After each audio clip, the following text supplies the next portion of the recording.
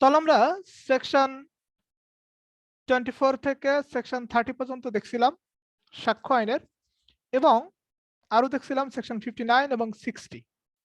Section 59 এ বলছিল, কি বলছিল? সেকশন 59 এ বলছিল যে এই যে মামলায় যে ঘটনাগুলো হয়, এই ঘটনাগুলো আমরা ওরাল এভিডেন্স বা মৌখিক সাক্ষ্য দ্বারা প্রমাণ করতে পারবো কিনা। তাহলে সেকশন 59 সেখানে স্পষ্ট করে দুইটা পোরশন আমরা শিখছিলাম, দুইটা পার্ট। সেখানে আমরা দেখছিলাম যে all facts may be proved by oral evidence. সমস্ত ঘটনা, একটা মামলার সমস্ত ঘটনা ওরাল এভিডেন্স দ্বারা প্রমাণ করা যায়। ওকে, কিন্তু এখানে একটা কথা আছে, আরেকটা পার্ট আছে এখানে, সেটা হচ্ছে without the contents of document. Without the contents of document মানে হচ্ছে দলিলের বিষয়বস্তু ছাড়া। তাহলে দলিলের বিষয়বস্তু ছাড়া সকল ঘটনা, মানে শুধুমাত্র দলিল ছাড়া আমরা সকল ঘটনা ওরাল এভিডেন্স দ্বারা প্রমাণ করতে পারবো, মৌখিক সাক্ষ্য দ্বারা প্রমাণ করতে পারবো। আচ্ছা,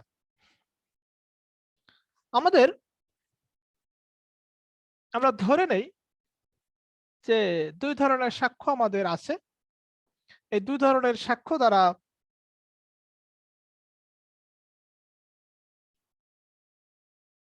একটা মামলার পক্ষে এবং বিপক্ষে প্রমাণ করতে হবে। তাহলে একটা হচ্ছে ওরাল এভিডেন্স, একটা হচ্ছে ওরাল এভিডেন্স, আরেকটা হচ্ছে ডকুমেন্টারি এভিডেন্স বা দালিলিক সাক্ষ্য। আমরা আছি সেকশন 59। তো এখানে তাহলে আমরা দুইটা অংশ দেখলাম, একটা হচ্ছে, আমরা একটু মিউট করে রাখি ভাইরা প্লিজ।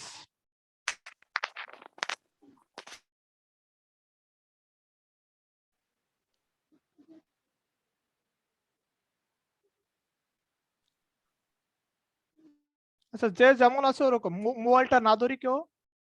ওকে,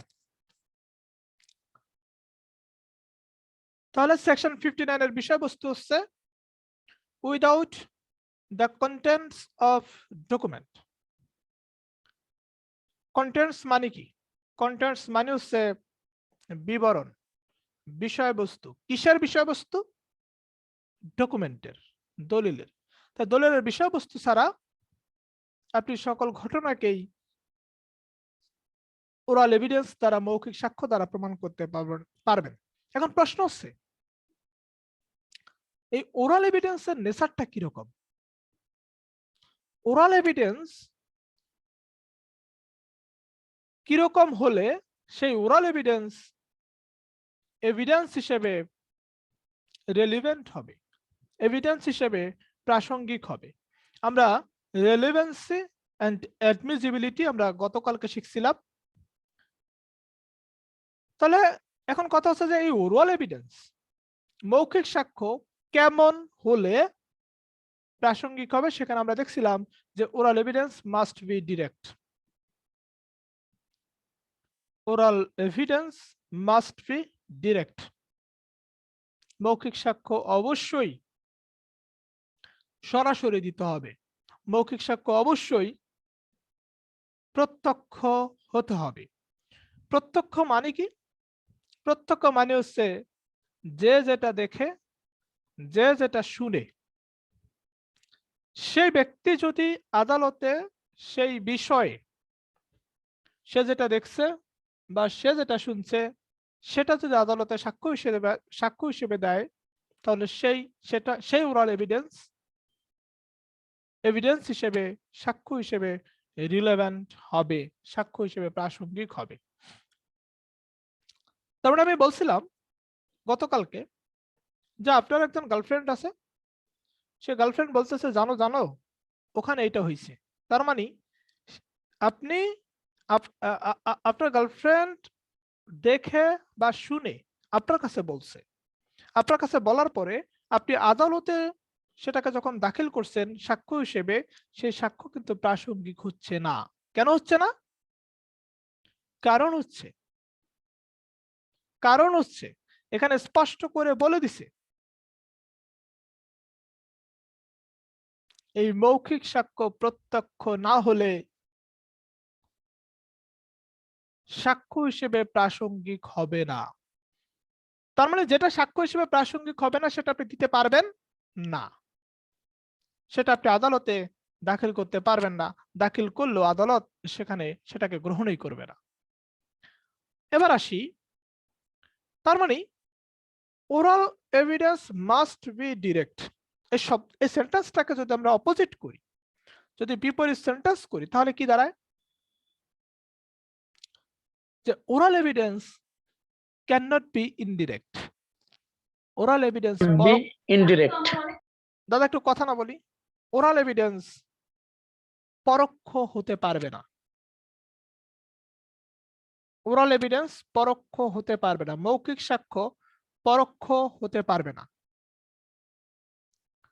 তার মানে এই মৌখিক সাক্ষ্য যদি পরোক্ষ হয় তাহলে কি হবে ভাই? ধারা 60-তে স্পষ্ট করে বলে দিছে যে মৌখিক সাক্ষ্য অবশ্যই প্রত্যক্ষ হতে হবে। তার মানে মৌখিক সাক্ষ্য যদি পরোক্ষ হয়, সেই মৌখিক সাক্ষ্য সাক্ষ্য হিসেবে প্রাসঙ্গিক হবে না। অর্থাৎ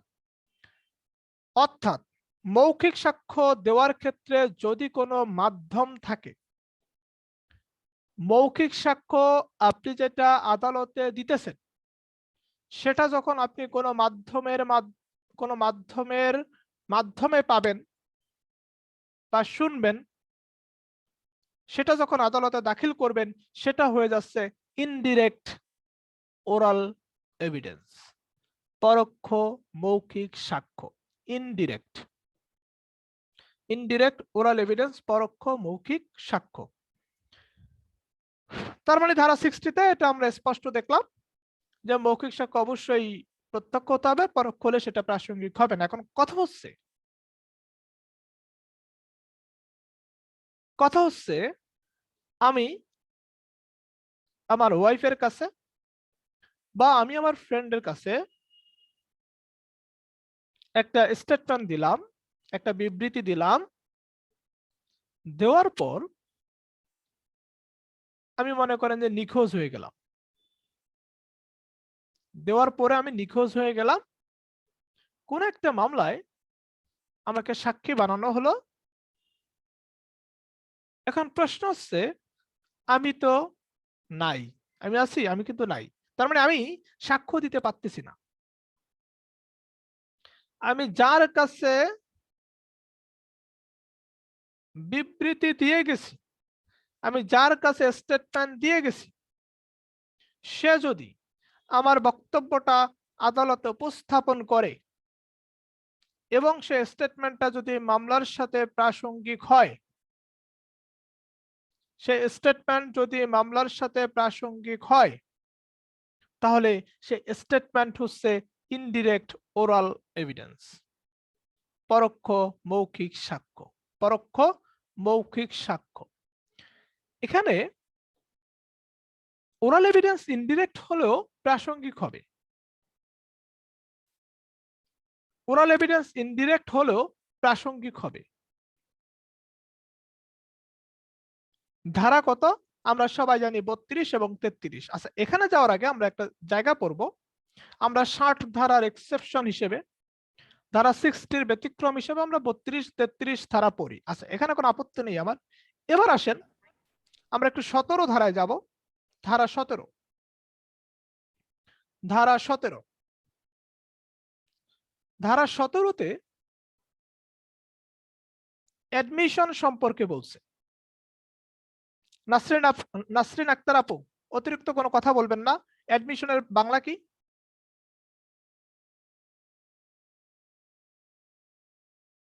ধারা 17-তে স্বীকৃতি।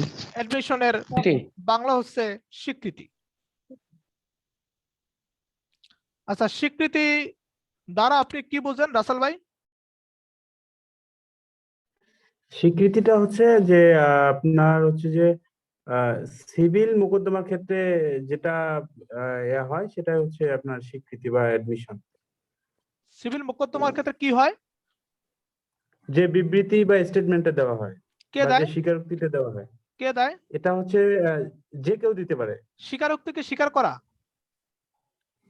স্বীকারোক্তিটা আসলে স্বীকার করা না, এটা মামলার প্রাসঙ্গিকতায় যে মানে বিষয়বস্তুগুলো আসে আর কি, এটা মামলার যে কোনো পক্ষেই দিতে পারে। এটা মামলা যে কোনো পক্ষ দিতে পারে। দাদা যাদের মামলায় হ্যাঁ যাদের অধিকার আছে বা মামলা যে যাদের এখানে যে চার শ্রেণীর যে চার শ্রেণীর বলা আছে, যাদেরকে এখানে মানে এন্টারটেইন করা হয়েছে যে চারটা শ্রেণীকে, তারা যে স্টেটমেন্টটা দেয় সেটাকে বলা হয় অ্যাডমিশন। ওকে,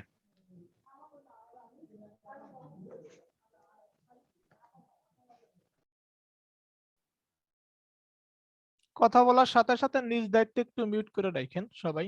আচ্ছা, এবার আমরা আসি সেকশন 17 অ্যাডমিশন। অ্যাডমিশনের বাংলা হচ্ছে স্বীকৃতি।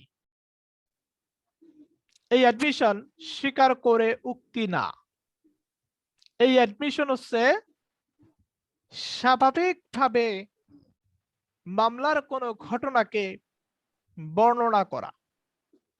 স্বাভাবিকভাবে মামলার কোনো ঘটনাকে বা মামলার পুরো ঘটনাকে বর্ণনা করা। একটা মামলা হলো মামলা হওয়ার পর মামলা হওয়ার পরে এরকম বিষয়টা বাদীকে বলা হচ্ছে, আচ্ছা বলেন তো কি হয়েছে, অথবা বিবাদীকে বলতেছে বলেন তো কি হয়েছে, অথবা এই মামলার যে subject matter of the suit, মামলার যে বিষয়বস্তু, এই বিষয়বস্তুতে যাদের ইন্টারেস্ট আছে, যারা স্বাভাবিকভাবে মানে একটা মন্তব্য করে, একটা স্টেটমেন্ট দেয়। এখন স্টেটমেন্ট দিলে সুবিধাটা কি? আমরা যদি একটা সিভিল মামলার কথা চিন্তা করি, তাহলে আমরা দেখব যে একটা সিভিল মামলা শুরু হয় কিভাবে? একটা সিভিল মামলা শুরু হয় with the presentation of a plaint, আরজি দাখিলের মধ্য দিয়ে, ঠিক না?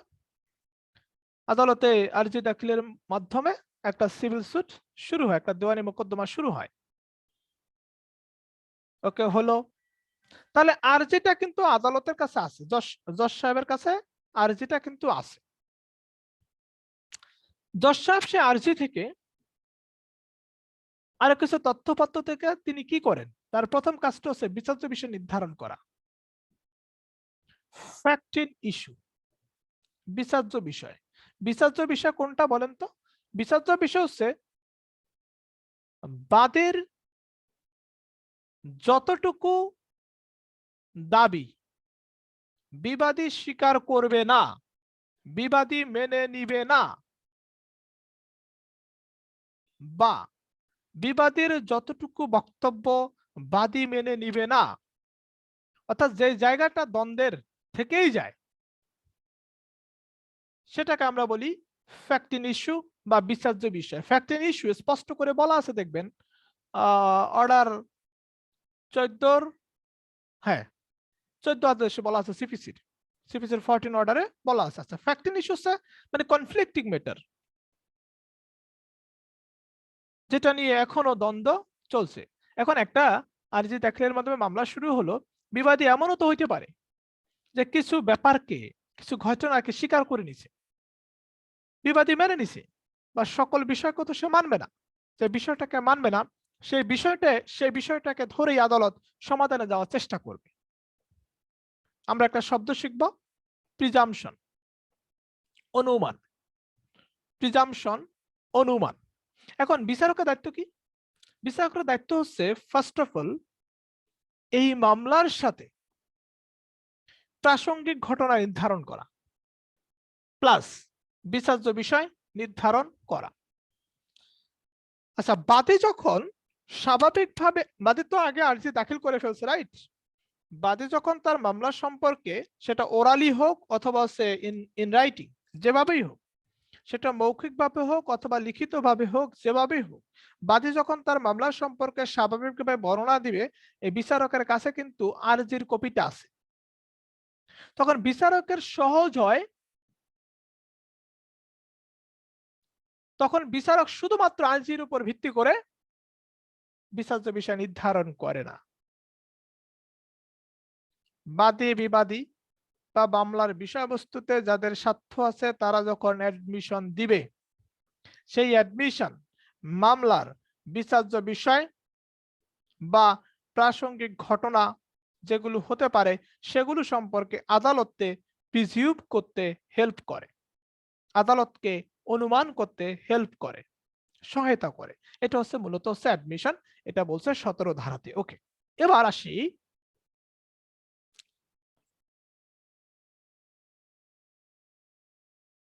ধরেন বাদী মনে করেন যে তার মামলা সম্পর্কে স্বাভাবিকভাবে বর্ণনা দিল, আর যে তো দাখিল করছে, ঠিক না, মামলা শুরু হয়েছে, এই কারণে তো সে বর্ণনা করতে পারতেছে, ঠিক না, দিল, দেওয়ার পর বাদী মনে করেন যে মারা গেল, সে আদালতে অ্যাডমিশন দিছে, দেওয়ার পরে সে মারা গেল। কিছুদিন পরে আদালতের মনে হইল যে বাদীর কাছ থেকে এই মামলা সম্পর্কে আরেকটু শোনা দরকার। এটা কিছুদিন পরে জজ সাহেবের মনে হলো যে বাদীর কাছ থেকে আরেকটু শোনা দরকার। যখন বাদীর কাছ থেকে শুনতে চাইলো, কিন্তু বাদী আছে, এখন বাদী কিন্তু নাই, বাদী কিন্তু মারা গেছে। কিন্তু বাদী স্টেটমেন্ট কার কাছে দিছিল? আদালতের কাছে দিছিল। তখন জজ সাহেব বাদীর পূর্বে দেওয়া স্টেটমেন্টকেই কি করবে? বাদীর পূর্বে দেওয়া স্টেটমেন্টকেই মানে প্রাসঙ্গিক হিসেবে মানে সেগুলো বিবেচনা করবে আর কি। তার মানে দেখেন, আমরা 60 ধারার, তার মানে এই যে বাদী যে স্টেটমেন্ট দিয়ে গেছে, বাদী যে এখন নাই, তাহলে বাদীর মুখের স্টেটমেন্ট আদালতে আছে। পরবর্তীতে বাদীকে যখন লাগবে, প্রয়োজন হবে, তখন কি বাদী প্রেজেন্ট আছে? বাদী কিন্তু প্রেজেন্ট নাই। তার মানে বাদীর দেওয়া অ্যাডমিশনটা পরবর্তীতে ইনডিরেক্ট হয়ে যাচ্ছে, ইনডিরেক্ট হয়ে যাচ্ছে, পরোক্ষ হয়ে যাচ্ছে। এই পরোক্ষ অ্যাডমিশন আদালত ব্যবহার করতে পারে। তার মানে হচ্ছে এটা পরোক্ষ হয়ে যাচ্ছে না? তাহলে এটা পরোক্ষ এভিডেন্স হয়ে যাচ্ছে, পরোক্ষ সাক্ষ্য হয়ে যাচ্ছে, পরোক্ষ ওরাল এভিডেন্স হয়ে যাচ্ছে। তাহলে আমরা 60 ধারার বিকল্প হিসেবে, 60 ধারার বিকল্প না, সরি, 60 ধারার ব্যতিক্রম হিসেবে আমরা সাধারণত 32 এবং 33 ধারা পড়ি। 60 ধারার ব্যতিক্রম হিসেবে আমরা নতুন একটা ধারা শিখলাম, সেটা হচ্ছে 17। তার মানে ওরাল এভিডেন্স বলা হচ্ছে ইট মাস্ট বি ডিরেক্ট, এটা প্রত্যক্ষ হতে হবে। ইন কেস অফ অ্যাডমিশন, স্বীকারোক্তির ক্ষেত্রে বা স্বীকৃতির ক্ষেত্রে অ্যাডমিশন পরোক্ষ হলেও সাক্ষ্য হিসেবে প্রাসঙ্গিক হবে, ধারা 17। তাহলে 60 ধারার ব্যতিক্রম দেখলাম, 17। এবার আমরা দেখব, আমরা 32 33 তো সবারই মুখস্থ, 17-র সাথে 33-এর একটা মিল আছে। আচ্ছা, 32-এ বলছে 4 শ্রেণীর ব্যক্তির ক্ষেত্রে। এখন এই 4 শ্রেণীর ব্যক্তি কারা আমরা সবাই জানি, যে মারা গেছে, যাকে খুঁজে পাওয়া যায় না, যাকে আনতে সময় নষ্ট হবে, আমরা সবাই এটা জানি। এখানে দেখেন, আমি আজকে আপনার কাছে একটা স্টেটমেন্ট দিলাম, দেওয়ার পর আমি সিঙ্গাপুরে চলে গেলাম। এদিক দিয়া আমাকে আবার একটা মামলায় সাক্ষী বানানো হয়েছে, আমাকে একটা মামলায় সাক্ষী বানানো হয়েছে। কিন্তু আমি যেই স্টেটমেন্টটুকু আপনার কাছে দিয়েছিলাম সেই স্টেটমেন্টটা উক্ত মামলায় প্রাসঙ্গিক। যে মামলায় আমাকে সাক্ষী বানানো হয়েছে, তাহলে উক্ত মামলায় যদি প্রাসঙ্গিক হয়, যে মামলায় যে ব্যক্তি এখন বাংলাদেশে নাই, যে ব্যক্তি সিঙ্গাপুরে আছে, করোনার কারণে আসতে পারতেছে না সাক্ষী দেওয়ার জন্য, সাক্ষ্য দেওয়ার জন্য, সেই ব্যক্তি আপনাকে বলে গেছে, এখন সে সিঙ্গাপুরে, আপনাকে বলে গেছে আপনি একজন মাধ্যম হয়ে যখন আপনি আদালতে ওই সাক্ষীর মানে মূল সাক্ষীর বক্তব্য আপনি উপস্থাপন করবেন, তখন সেটার ডিরেক্ট এভিডেন্স থাকতেছে না, কারণ সে তো ডিরেক্টলি আদালতের কাছে বলতে পারতেছে না। আজকে আমার কাছে একটা আপু আসছে, তো সে হচ্ছে তার মেয়ে হচ্ছে ক্লাস 8-এ পড়ে। দিদি এখানে আছে কিনা কি জানি, নাম হচ্ছে সুমা সাহা। আচ্ছা, তো আসছে, তো তার মেয়ে হচ্ছে ক্লাস 8-এ পড়ে, তো সে এই পরোক্ষ বিষয়টা বুঝতেছে না। কিন্তু গতকালকে তার মেয়ে ওই ওই দিদিকে বলছে, মা আমার কিন্তু কালকে রেজাল্ট কার্ড দিব। কি কার্ড দিব? রেজাল্ট কার্ড দিব স্কুল থেকে। আচ্ছা, এই তার মেয়ের কাছে বলছে কে? তার শিক্ষক। মানে শিক্ষক বলছে ছাত্রীকে, ছাত্রী বলছে ছাত্রের মাকে। এখন ছাত্রের মা কোথায় যাবে?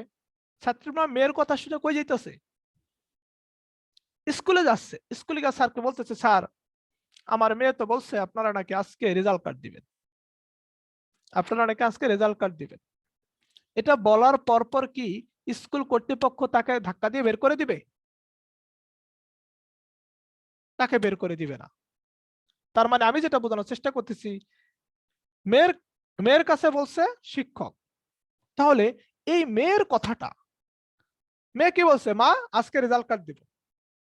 মেয়ের কথাটা এই এই দিদি গিয়ে কোথায় বলছে? স্কুলে গিয়ে বলছে। তাহলে স্কুলকে যদি আমরা আদালত ধরি, স্কুলকে আমরা আদালত ধরলাম, তাহলে মেয়ে বলছে মাকে, মা বলছে স্কুলে গিয়া যে আমার মেয়ে রেজাল্ট কার্ড দেন। মেয়ে তো বললো যে আজকে নাকি রেজাল্ট কার্ড দেওয়া হবে। তার মানে এই পরোক্ষ জিনিসটা আমরা বুঝছি। তাহলে এই 32 হচ্ছে 4 শ্রেণীর ব্যক্তির ক্ষেত্রে, এটা আমরা সবাই ভালো করে জানি। এখন 33 একটু পড়ার বিষয় আছে। 33 হচ্ছে 32 হচ্ছে যে কোনো ব্যক্তির ক্ষেত্রে, যে কোনো ব্যক্তির কাছে, যে কোনো ব্যক্তির কাছে কোন স্টেটমেন্ট দিয়ে গেলে সেই ব্যক্তি যদি এই 4 শ্রেণীর ব্যক্তির মতো হয়ে যায়, সে মারা যাইতে পারে, তাকে পাওয়া না যাইতে পারে, ওখানে যে 4 শ্রেণীর ব্যক্তি আছে সে 4 শ্রেণীর ব্যক্তি যদি হয়ে যায়, তাহলে সেই ব্যক্তির দেওয়া স্টেটমেন্ট, যে ব্যক্তি এখন বর্তমানে 4 শ্রেণীর ব্যক্তির মধ্যে আছে, সেই স্টেটমেন্ট সাক্ষ্য হিসেবে প্রাসঙ্গিক হবে। That means indirect oral evidence relevant হচ্ছে, পরোক্ষ মৌখিক সাক্ষ্য প্রাসঙ্গিক হচ্ছে। এবার আমরা চলে যাব ধারা 33। ধারা 33 বলছে 5 শ্রেণীর ব্যক্তি। 4 শ্রেণী ঠিক আছে, 1 শ্রেণী বাড়বে। 1 শ্রেণী কোনটা? যারা হচ্ছে শত্রুপক্ষ, যারা হচ্ছে মামলার বিপক্ষ। এরা কি করছে? যে ব্যক্তি সাক্ষী দিবে একে লুকায় রাখছে, কারণ একে একটা ঘরে বন্দি করে রাখছে, মানে আমার একটা জায়গা রাখছে, তার আর আদালতে এসে সাক্ষ্য দেওয়া সম্ভব না। এই 5 শ্রেণীর ব্যক্তি। এখানে একটা বিষয় আছে, বিষয়টা হচ্ছে আমি আদালতে একটা মামলায় সাক্ষ্য দিলাম, আমি আদালতে একটা মামলায় সাক্ষ্য দিলাম, দেওয়ার পর আমি আমি কোথায় দিলাম খেয়াল করবেন, আমি আদালতে দিছি। আদালতে একটা মামলা কি দিছি? সাক্ষ্য দিছি, স্টেটমেন্ট না। আচ্ছা, মানে সাক্ষী হিসেবে সাক্ষ্য দিছি। ওকে, দেওয়ার পর কিছুদিন পরে আদালত আমাকে আবার ডাকলো যে আপনি এই তারিখে সাক্ষ্য দিতে আসবেন। কিন্তু আমি সেই নির্ধারিত তারিখের আগেই আমি গুম হয়ে গেছি, আমাকে গুম করে ফেলছে, কিন্তু আমাকে গুম করে ফেলছে, যেহেতু আমি গুম অবস্থায় আছি, আমার পক্ষে কি সাক্ষ্য দেওয়া সম্ভব? উত্তর হচ্ছে না। এখন আমার পূর্বে দেওয়া সাক্ষ্যটা কার কাছে আছে? আদালতে আছে। আদালতে আদালতে আছে না? আদালতে কিন্তু রেকর্ডেড আছে, রাইট? আদালত সেই রেকর্ডেড স্টেটমেন্ট পরবর্তীতে যদি ব্যবহার করে, তাহলে এই যে পরবর্তীতে ব্যবহার করলো, আমি কি পুনরায় আইসা আদালতকে বলছি আবার? না। আমি বলবো কিভাবে? আমাকে তো গুম করা হয়েছে, মানে আমাকে বিপক্ষ দলের মানে মামলার বিপরীত পক্ষ কি করছে? আমাকে লুকায় রাখছে। তাহলে এখানে দেখেন, আমার স্টেটমেন্টটা না, আমি আগে যে সাক্ষ্যটা দিচ্ছি সেটা পরবর্তীতে কি কোন ধরনের সাক্ষ্য হয়ে যাচ্ছে ভাই? ইনডিরেক্ট এভিডেন্স, পরোক্ষ সাক্ষ্য হয়ে যাচ্ছে। তার মানে আমরা তার মানে 33 হচ্ছে ইন কেস অফ কোর্ট, আদালতের ক্ষেত্রে, এবং আদালতে সাক্ষ্য হিসেবে যখন একটা যখন সাক্ষ্য দেওয়া হবে, সাক্ষী হিসেবে যখন সাক্ষ্য দেওয়া হবে, এবং পরবর্তীতে আমাকে যদি সাক্ষী হিসেবে আবার দরকার পড়ে, বাট আমি 33 ধারায় 5 শ্রেণীর ব্যক্তির মতো হয়ে যাই, এই 5 শ্রেণী ব্যক্তির যে কোনো এক শ্রেণীর ব্যক্তির মতো হয়ে গেলে আমার পূর্বে প্রদত্ত সাক্ষ্য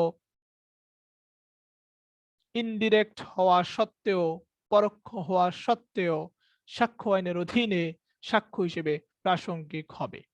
অর্থাৎ আমরা সেকশন 60 এক্সেপশন হিসেবে, ব্যতিক্রম হিসেবে আমরা ধারা দেখলাম কত? 17, 32, 33। তাহলে আমরা শেষ করলাম 24 থেকে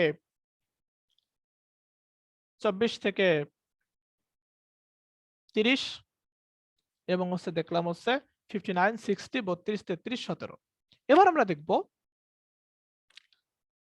আচ্ছা বাদী মনে করেন কি স্বাভাবিকভাবে তার মামলা সম্পর্কে যেই আমরা যেটাকে অ্যাডমিশন বলছি, হ্যাঁ, বাদী বিবাদী বা those who are interested in the subject matter of the suit, যারা হচ্ছে মামলার বিষয়বস্তুতে স্বার্থ সংশ্লিষ্ট আর কি আছে, তারা যখন অ্যাডমিশন দিল,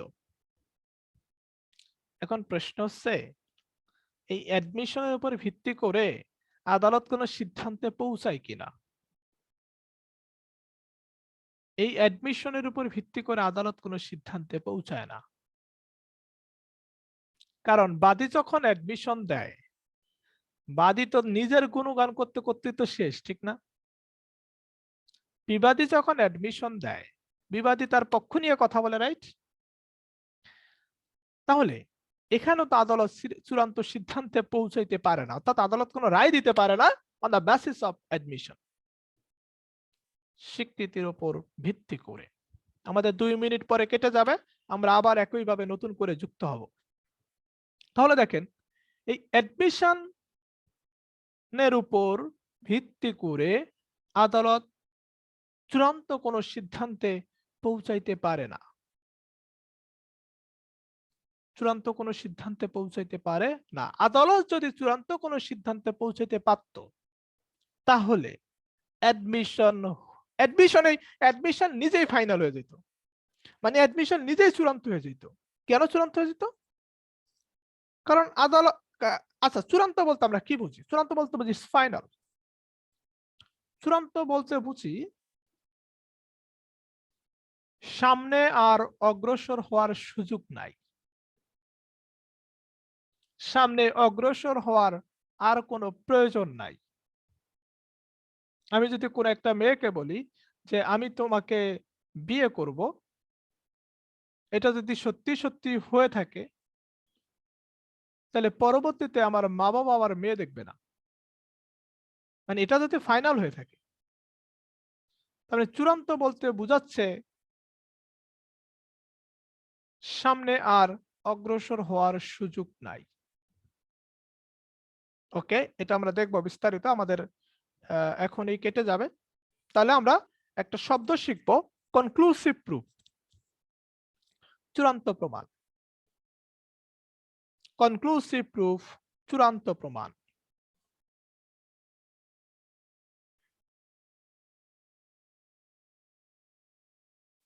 কনক্লুসিভ প্রুফ, চূড়ান্ত প্রমাণ।